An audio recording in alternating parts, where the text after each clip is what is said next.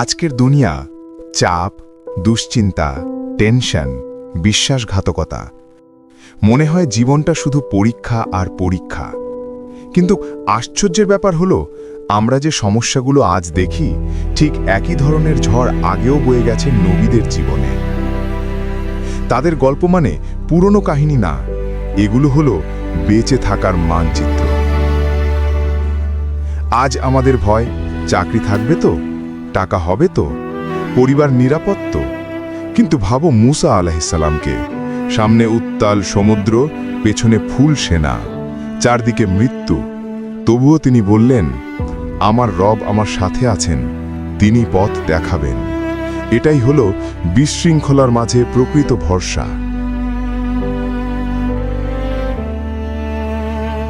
তোমার সমুদ্র হতে পারে বিল, সম্পর্ক ভাঙা বা একা থাকার ভয়, কিন্তু শিক্ষা একই, নিয়ন্ত্রণ শেষ হলে আল্লাহর উপর ভরসাই শক্তি।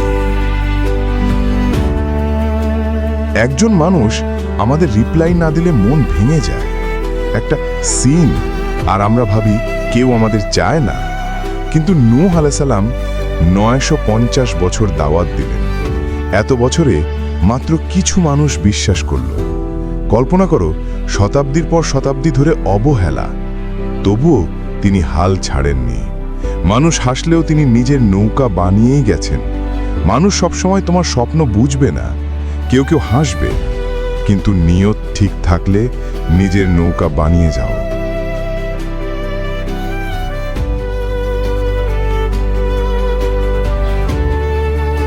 আমরা অনেক সময় বলি, আমার কষ্ট কেউ বোঝে না, কিন্তু দেখো ইউসুফ আলাইহিস সালামকে, নিজের ভাইদের হাতে কূপে ফেলা, দাস হিসেবে বিক্রি হওয়া, মিথ্যা অভিযোগ, বর্ষের পর বর্ষ কারাবাস।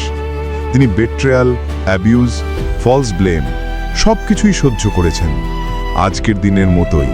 কিন্তু তিনি শক্তিতে ভেঙে পড়েননি, জ্ঞানী, শান্ত আর পরিণত হয়ে উঠেছেন। কষ্ট কখনো শেষ নয়, এটা হতে পারে আল্লাহর প্রস্তুতি। আমরা কখনো ভাবি, আমি কি কিছুই ঠিক করতে পারি না?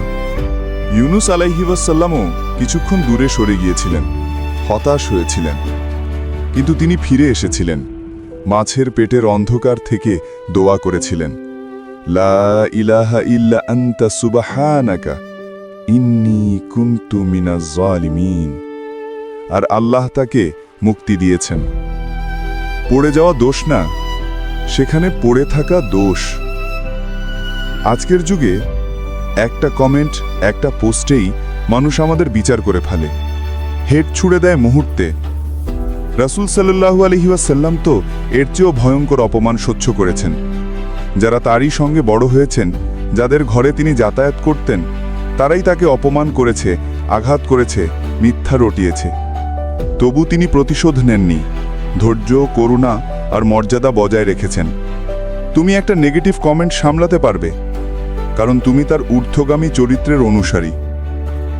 নবীদের জীবন ছিল না বিলাসিতার শান্তিতে ভরা। ওরা ঝড়ের মধ্যেই পথ খুঁজে নিয়েছেন, আজকের মতোই।